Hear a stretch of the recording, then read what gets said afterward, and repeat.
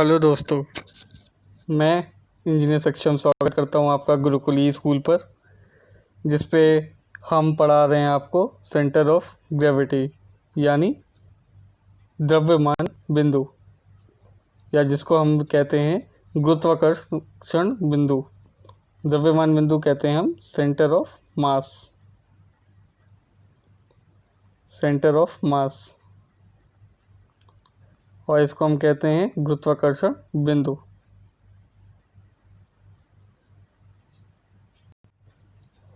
तो इसको हम कहते हैं गुरुत्वाकर्षण बिंदु। तो चलिए स्टार्ट करते हैं। कल के लेक्चर में हमने क्या क्या डिस्कस किया था, पहले हम वो देख लेते हैं। पहले हमने डिस्कस किया था कि ये गुरुत्वाकर्षण बिंदु का आविष्कार किसने किया था। फिर हमने देखा था कि गुरुत्वाकर्षण बिंदु होता क्या है। फिर उसके बाद एक अगला प्रश्न आया था हमारे मन में कि आखिर गुरुत्वाकर्षण बिंदु क्या सब में हो पाया जाता है या किसी में नहीं पाया जाता है। उसके बाद हमने देखा था कि गुरुत्वाकर्षण बिंदु हमारे मानव शरीर में कहाँ पर पाया जाता है। फिर हमने देखा कि ये गुरुत्वाकर्षण बिंदु आखिर गाड़ियों में, एयरप्लेन में या रॉकेटों में क्यों ज़रूरी है। फिर हमने लास्ट में देखा था कि गुरुत्वाकर्षण बिंदु हमारा क्यों इम्पोर्टेंट है गाड़ियों में, एयरप्लेन में और रॉकेट में। आज के लेक्चर में हम डिस्कस करेंगे दो और पॉइंट, जो सबसे आखिरी पॉइंट है या अंतिम पॉइंट है आपके ये गुरुत्वाकर्षण बिंदु के टॉपिक में। पहला है स्टेबिलिटी और दूसरा है इक्विलिब्रियम। स्टेबिलिटी यानी कि स्थिरता, और इक्विलिब्रियम माने संतुलन।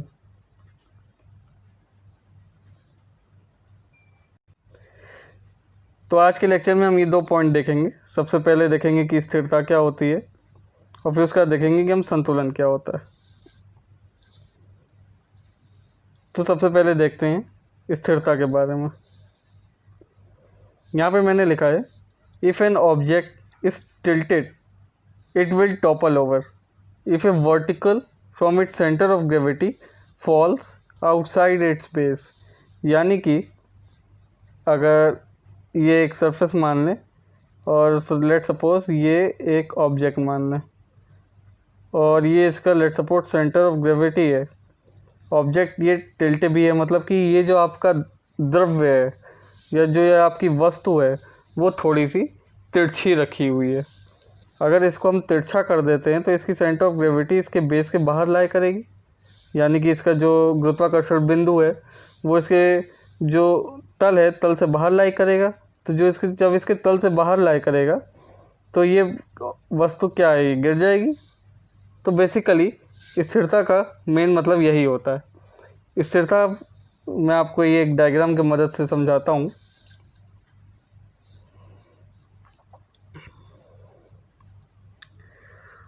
लेट सपोज कि दो गाड़ियाँ हैं, एक गाड़ी ये है और एक गाड़ी आपकी चौड़े बेस के साथ ये है। तो इन दोनों गाड़ियों में कौन सी गाड़ी सबसे ज़्यादा स्टेबल होगी। जो ये आपकी गाड़ी जिसका बेस सबसे ज़्यादा कम है ये सबसे कम स्टेबल होगी, यानी कि इसमें स्थिरता जो है बहुत ही ज़्यादा कम होगी, और इसका जो चौड़ा बेस है इसकी स्थिरता जो होगी वो ज़्यादा होगी। इसकी स्थिरता क्यों कम होगी, जब आप इसको तिरछा करेंगे या जब ये गाड़ी तिरछी होगी या किसी भी टिल्टेड सरफेस यानी कि तिरछी सतह पर मूव करेगी तो इसका क्योंकि बेस कम है, इसका जो तल है वो बहुत छोटा है, तो इसकी जो गुरुत्वाकर्षण बिंदु का जो आपका वर्टिकल इफेक्ट है वो आपके जो तल है उस तल से बाहर चला जाएगा। तो ये गाड़ी पलटने के चांसेस क्या हो जाएंगे, गाड़ी पलटने के चांसेस ज़्यादा हो जाएंगे। और यहाँ पे देख रहे हैं आप गुरुत्वाकर्षण बिंदु है। गुरुत्वाकर्षण बिंदु की क्योंकि ये आपका जो तल है सतह से, जब इसको आप तिरछा भी कर देंगे तो भी ये गुरुत्वाकर्षण बिंदु ये आपकी जो वस्तु या गाड़ी है इससे बाहर नहीं जाएगा। तो जब इससे बाहर नहीं जाएगा तो इस गाड़ी के पलटने के चांसेस जो हैं सबसे ज़्यादा कम होते हैं। तो ये एक स्थिरता का सबसे बेस्ट एग्जांपल है कि इसमें जो है स्थिरता सबसे कम होगी और इस वाली गाड़ी में स्थिरता सबसे ज़्यादा होगी। अब देखते हैं हम संतुलन यानी कि इक्विलिब्रियम। तो इसको हम ऐसे लिखते हैं संतुलन, संतुलन।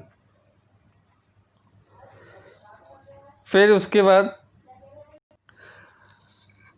यहाँ पे मैंने 4 एग्जाम्पल दिखा रखे हैं, आप देख सकते हैं कि इसको हम कहते हैं स्थिर संतुलन, और जो अनस्टेबल इक्विलिब्रियम होता है उसको हम कहते हैं अस्थिर संतुलन। स्थिर संतुलन में आप देख सकते हैं ये इसका जो आपका गुरुत्वाकर्षण बिंदु है और ये जो गुरुत्वाकर्षण का खिंचाव है वो इसके बेस के बाहर नहीं जा रहा है। तो मतलब कि बेस के बाहर भी नहीं जा रहा है, इसका जो वेट है वो भी बेस के बाहर नहीं जा रहा है। तो इसका जो संतुलन है वो स्थिर रहेगा, इसलिए इसको हम कह रहे हैं कि ये एक स्थिर इक्विलिब्रियम है या स्थिर संतुलन है। अब इसमें मैंने अस्थिर संतुलन में 3 एग्जाम्पल दिए। अब इसका जो सेंटर ऑफ ग्रेविटी है और जो इसका गुरुत्वाकर्षण पुल है, जो गुरुत्वाकर्षण खिंचाव जो आपकी बिंदु है गुरुत्वाकर्षण का, उसकी वजह से एक टॉर्क जनरेट हो रहा है। तो जो ये आपका टॉर्क जनरेट हो रहा है वो आप क्या कोशिश करेगा कि इस वस्तु को दाईं तरफ गिराने की कोशिश करेगा। और जैसे कि यहाँ पे आपने देखा कि यहाँ पे एक हल्का सा मैंने थोड़ा सा अगर पुश दिया इस वस्तु को, तो जो इसका सेंटर ऑफ ग्रेविटी का जो पॉइंट है यानी गुरुत्वाकर्षण बिंदु है ये बेस के बाहर नहीं जा रहा है। तो अभी ये जो वस्तु है आपकी ये गिरेगी नहीं, लेकिन जैसे ही थोड़ा सा और ज़्यादा इस पर धक्का दिया मैंने वस्तु पर, और सेंटर ऑफ ग्रेविटी और ये जो आपकी गुरुत्वाकर्षण का खिंचाव है ये आपके जो वस्तु है उसके सतह से या उसके तल से बाहर चला जाता है, तो इसका जो टॉर्क जो एक्ट करेगा वो इस वस्तु को गिरा देगा। तो ये अंतर होता है स्टेबल स्थिर संतुलन और अनस्टेबल यानी अस्थिर संतुलन में। यहाँ पे मैंने एक ट्रायंगल का एग्जांपल दे रखा है। तो ट्रायंगल में देखते हैं कि जब तक ये ऐसे रखा हुआ है तो इसका जो ये गुरुत्वाकर्षण बिंदु है ये इसके बेस के बाहर नहीं जा रहा है, और आप देख सकते हैं कि इसका जो वेट है वो भी बैलेंस्ड है यानी कि संतुलित है। तो ये हमारा एग्जांपल हुआ स्थिर संतुलन का। अब यहाँ पे देखते हैं अस्थिर संतुलन। जो इसका सेंटर ऑफ ग्रेविटी है और जो इस ट्रायंगल का वेट है उस ट्रायंगल के भार की वजह से ट्रायंगल टॉपल करेगा, यानी कि या तो वो इस डायरेक्शन में पलटेगा या तो वो इस डायरेक्शन में पलटेगा। तीसरा है न्यूट्रल संतुलन, यानी कि इसका जो सेंटर ऑफ ग्रेविटी यानी कि जो गुरुत्वाकर्षण बिंदु है वो कुछ इस तरीके से होगा और इसका जो भार है वो भी इसके नीचे की तरफ एक्ट करेगा, जिसके कारण ना ये इस डायरेक्शन में मूव करेगा ना ही इस दिशा में मूव करेगा। अब ये देखते हैं हम कि कितनी तरह के संतुलन होते हैं। यहाँ पे मैंने यही लिखा है कि if an object is in equilibrium, यानी कि अगर कोई भी वस्तु संतुलन में है, that is if it is balanced, यानी कि वो स्थिर है, then if a force is applied to the object, तब अगर हम किसी भी वस्तु पर बल लगाते हैं तो वो या तो मुड़ेगी या तो गिरेगी या फिर रोल हो जाएगी यानी घूम कर चली जाएगी। अगर राउंड ऑब्जेक्ट होगा तो रोल होगा। तो ये जो 3 कंडीशन होती हैं टिल्ट, टॉपल और रोल, ये जो 3 कंडीशन होती है, ये पहला हमारा जो होता है इक्विलिब्रियम या संतुलन उसे हम कहते हैं स्थिर संतुलन। फिर उसके बाद देखते हैं अस्थिर संतुलन, और जो तीसरा जो होता है जिसमें रोलिंग मोशन परफॉर्म करता है वो होता है हमारा न्यूट्रल संतुलन। तो आई होप आपको आज का लेक्चर समझ में आया होगा। प्लीज़ हमारे चैनल को शेयर एंड सब्सक्राइब ज़रूर करिए। अगर आपने अभी तक हमारे पुराने वीडियोस नहीं देखे हैं तो आप प्लीज़ उनको जाकर देखिए। मैंने फ्रिक्शन पर,